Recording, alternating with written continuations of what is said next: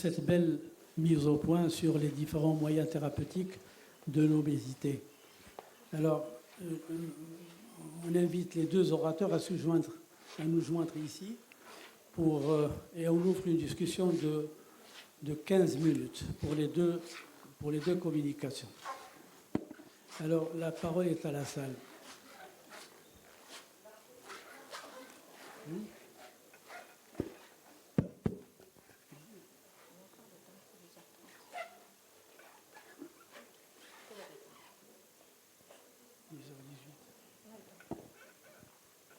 On surveille l'heure, ne vous inquiétez pas. On a le temps de discuter, donc oui, professeur Hassani. Merci beaucoup pour votre très belle présentation. Et comme vous avez dit à la conclusion, on voit beaucoup de patients venir avec déjà leur traitement dans la poche qu'ils ont eu par-ci, par-là. Est-ce que vous pensez que ces traitements comme ça, ces traitements, on va dire, à la carte, il y a les patients qui viennent nous dire, moi je veux perdre 4 kilos. Ça, c'est des patients qui ne sont pas en obésité, qui sont en surpoids modéré, mais qui cherchent le parfait, quoi.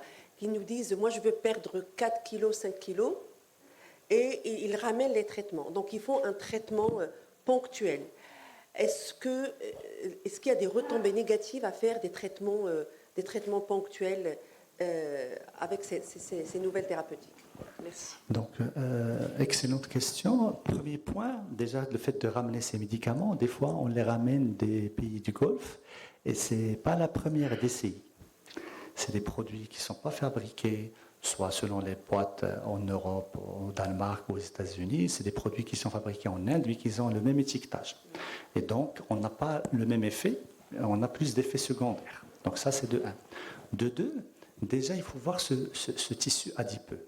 Déjà, des fois, j'ai des mêmes patientes, ils viennent avec le sachet, le traitement pris. Mais dès que je l'examine, je lui dis pourquoi. Par exemple, récemment, j'ai reçu une patiente avec Ozempic 2 mg, dose plafond pour l'Ozempic. Quand je l'ai examiné, elle a un tissu adipeux très mobile. Je lui ai dit, vous n'avez pas, vous avez besoin de 0,25. Pourquoi vous avez ramené le 2? Elle m'a dit, parce que ma copine, je lui ai dit, vous avez un profil, elle a un profil. Donc il faut tout d'abord faire un bilan métabolique. Parce que si cette patiente elle est en prédiabète, s'il a une insulinorésistance, s'il a un tissu adipeux actif, la réponse au traitement sera différente de quelqu'un qui a 6 kilos après une grossesse ou quelque chose comme ça, qui n'a pas d'insulinorésistance, qui n'a pas d'hérédité diabétique, qui n'a pas de prédisposition, qui a un tissu adipeux particulier. Et donc, déjà à l'examen clinique et à l'évaluation clinique et biologique, on peut distinguer, je dirais, une graisse viscérale ancienne, etc., qui est un peu rebelle, qui nécessite vraiment un peu de matraquage, par rapport à un tissu adipeux qui est, je dirais, facilement gérable. Troisième point, c'est qu'ils sautent sur les traitements. Quand ils font des intolérances, on trouve sur le bilan des résultats, des cytolyses, des gamma-GT à 3 fois la normale, etc. Et on ne sait pas est-ce que c'était avant le traitement ou c'était engendré par le traitement ou aggravé par le traitement. D'ailleurs, pas mal de fois, je prends ma sangle, je mets sur le foie un foie hyperstéatosique. Donc je lui dis, il faut aller doucement parce que ce qu'on prend, ce n'est pas un medzimzim, c'est un médicament, il a ses effets secondaires, donc il faut aller mollo-mollo. Et donc dans ce cadre, c'est pour cela qu'il vaut mieux que ces patients soient encadrés dans un sens. Bien sûr, la collaboration entre endocrino et rhumato dans ce sens pour bien avoir le résultat escompté avec le moins d'effets secondaires. Parce que maintenant, les médicaments, ils sont vraiment... Donc, Ozempic, Manjaro, ils l'achètent comme ça. Mais c'est surtout les pays de Golfe. Donc il faut faire attention, il faut bien les cadrer.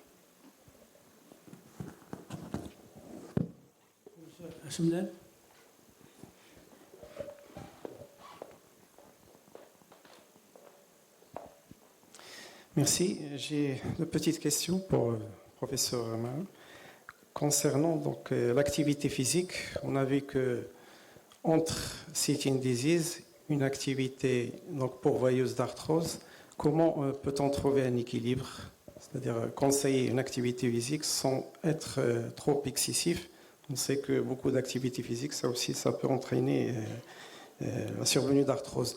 Deuxièmement, devant une arthrose digitale, donc patiente qui arrive avec un diagnostic fourni à la main, le fait de prendre le périmètre ombilical, ça aussi, ça pose des questions. Puis, est-ce qu'il y a un bilan, donc sur le plan pratique, qu'on doit demander devant ces arthroses digitales? Et Si- pour... Pardon, si je peux me permettre, on va laisser l'arthrose digitale pour le symposium Ah, après. d'accord. On aura l'occasion d'en D'accord. parler Donc, dans un deuxième temps. D'accord. Donc, c'est pour l'exercice physique, comment trouver l'équilibre entre sitting disease, une activité qui est un peu pourvoyeuse d'arthrose. Qu'est-ce que vous dites sur le plan pratique aux patients? Et pour professeur Galbo, merci beaucoup Anas pour la présentation. Alors pour les patients ou les patientes qui font l'IUO, donc ça perd, ça reprend. À quel moment tu te dis là je vais aller plus vers la chirurgie bariatrique ou plutôt tu restes plus médical? Merci. Et si je peux également me permettre, question courte, réponse courte s'il vous plaît. Alors, sur la question de l'activité physique dans l'arthrose, deux choses. La première, il est difficile de faire bouger un patient ou une patiente s'il a mal. Donc on a un vrai problème qui est d'abord réduire la douleur, ramener la douleur au patient acceptable symptom state, au état acceptable pour le patient des symptômes. Hein. Et c'est pas toujours évident, mais je crois que si on met la charrue avant les bœufs et qu'on dit aux gens vous devez bouger alors qu'ils ont mal, c'est no way, et on n'y arrivera pas. Et on montre qu'on ne prend pas en compte le patient. Donc premièrement, agir sur la douleur par tous les moyens possibles, qui sont souvent des moyens pharmacologiques au point de départ quand le patient arrive. Deuxièmement, activité physique à partir du moment où il y a la possibilité, où la douleur a diminué, où le patient peut commencer à marcher par exemple, il y a cette question des 6000 pas, qui est la question recommandée, qui est la recommandation internationale. Alors, est-ce que tout le monde peut atteindre les 6000 pas en partant de 800, 1500 ou 2000 ? Qu'est-ce que c'est que ces 6000 pas ? Premièrement, tous les pas comptent, il faut le dire. Même les pas à la maison comptent. Il n'y a pas que les pas dans un parc ou sur un trajet pour aller faire les courses, chercher les enfants, les petits-enfants ou aller au travail. Tous les pas comptent. Deuxièmement, graduel. Troisièmement, surveiller. Il n'est pas question de dire vous devez faire 6000 pas et puis c'est tout. Donc il faut avoir la montre connectée pour celui ou celle qui peut se la payer, celui qui a son portable, voir s'il y a une application sur le portable qui permet de compter le nombre de pas. Bref, quand on propose quelque chose, il faut se donner les moyens de l'évaluer et de le suivre. Quatrièmement, l'activité physique, ce n'est pas seulement les pas, ça peut être de la gymnastique. Personnellement, je préconise beaucoup de gymnastique douce, de gymnastique d'étirement, de type pilates, yoga, etc. Il y a aujourd'hui des centaines de tutos sur Internet, de sessions, de salles d'activité physique qui proposent des programmes d'activité physique qui peuvent être adaptés à l'âge. C'est évident, quand je suis avec une patiente de 80 ans, je lui dis, vous n'allez pas dans un cours où il y a des gamines de 25 ans qui mettent la jambe derrière la tête, ça ne sert à rien. Vous allez prendre un cours, une session qui est adaptée à votre âge, une durée qui est adaptée à votre personnalité, à votre profil. Donc la question de la définition de ce qu'il y a à faire, de comment le faire, du suivi, des modalités, ça me paraît très important.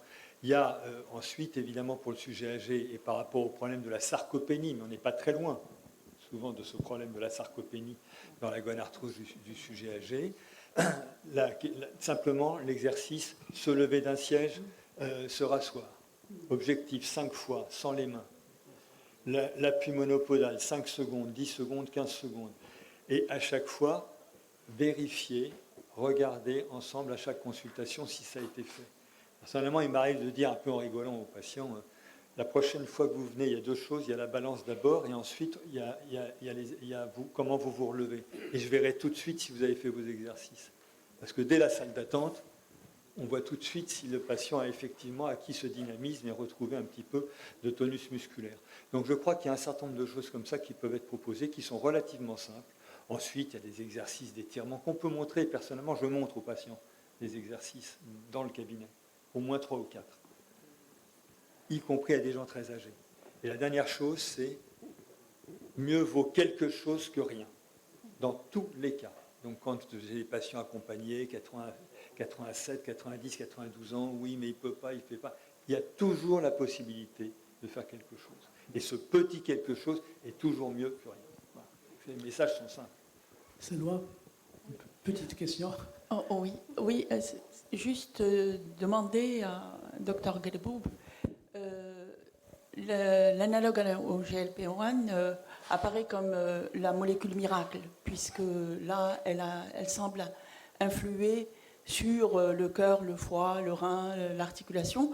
Est-ce que comme pour l'articulation, où il y a maintenant des essais sur l'injection intra-articulaire, pour la stéatose hépatique, qui est également un sujet très largement débattu, il y a des perspectives d'usage de cette molécule avec une collaboration endocrino-gastro. Oui. Donc, je reviens aux questions de mon maître professeur Hachmlel. Pour l'effet yo-yo, c'est simple. Chaque milligramme de graisse, environ, ça dépend des patients, du sexe, etc., 3 millilitres d'eau. Donc, quand on commence à perdre du poids, donc par exemple, la patiente, elle a vraiment perdu 500 grammes de graisse, mais elle a perdu 2 kilos. Et donc, plus elle continue comme ça, plus elle voit les chiffres, plus, je dirais, elle commence à dire je suis arrivé à mon résultat. Et bien là, elle a toujours le même capital des cellules graisseuses. Donc, vraiment, pour cureter, racler ce capital, il faut le temps, il faut l'activité physique, et comme je l'ai dit tout à l'heure, il faut bloquer le foie pour que ce tissu adipeux soit mobilisé, parce que c'est le foie qui assure l'intendance. Et donc, je donne toujours l'exemple, quand la maman est là, personne ne fait la vaisselle. Mais quand la maman n'est pas là, tout le monde va passer son tour. Donc c'est ça, le muscle et le tissu graisseux surtout, en bloquant le foie, on les pousse à être utilisés, à utiliser leur réserve. Et là, ce n'est pas le volume qui est, je dirais, la pierre angulaire de la première perte, mais plutôt la masse grasse elle-même. Pour la stéatose hépatique, comme n'importe quel tissu, le foie, la thyroïde, quand on a une lésion, par exemple stéatosique ou nodulaire, le tissu sain commence à l'encercler. Il commence, je dirais, à faire un bornage, soit avec de la fibrose, soit avec des collagènes, etc. Donc on a, dans un premier temps, une lésion qui est circonscrite. Plus cette stéatose augmente, parce que le corps ne consomme pas le fructose. Il consomme le glucose. Et donc, quand le patient prend des fruits, il vous dit, je ne prends rien, je prends que un truc sain. Mais quand il prend du fruit, par exemple, il prend du fructose. Le fructose, il n'est pas utilisable. Donc, c'est le foie qui prend en charge ce fructose sous forme de triglycérides, puis il est réutilisé comme étant glucose.